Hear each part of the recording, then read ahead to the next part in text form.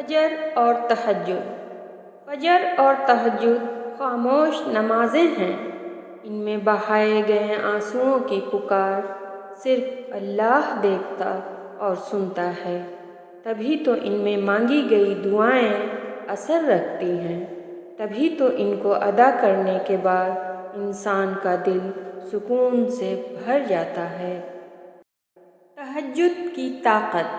جب رات کے آخری پہر اللہ تمہیں خود چنتا ہے تہجد پڑھنے کے لیے، تو پھر سوچو وہ تمہیں خالی ہاتھ کیسے لوٹائے گا۔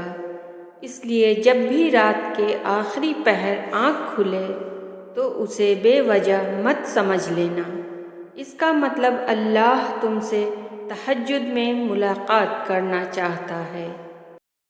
تہجد میں کی گئی دعا بند ہوئے سب دروازے کھول دیتی ہے۔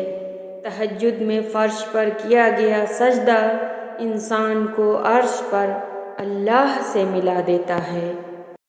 نماز وسیلہ ہے اللہ سے ملاقات کا۔ نماز دنیا سے جنت تک کا سیدھا راستہ ہے، باقی سارے قصے رد۔ قل هو اللہ احد۔ اوہ عشق نماز ہم کو بھی سکھا اے رب، جس میں انتظار صرف اذان کا ہو۔ حضرت علی رضی اللہ تعالیٰ عنہ نے فرمایا، انسان زندگی میں مایوس ہو تو کامیابی بھی ناکامی نظر آتی ہے۔ سارے دکھ 3 لفظوں پر آ کر ختم، اللہ ہے نا۔ یا رب کبھی گرنے نہ دینا، نہ کسی کی نظروں میں نہ کسی کے قدموں میں۔ جو تکلیف تمہیں اللہ کے قریب کر دے وہ نعمت ہے۔ دنیا کا سب سے خوبصورت رشتہ اللہ اور اس کے بندے کا ہے۔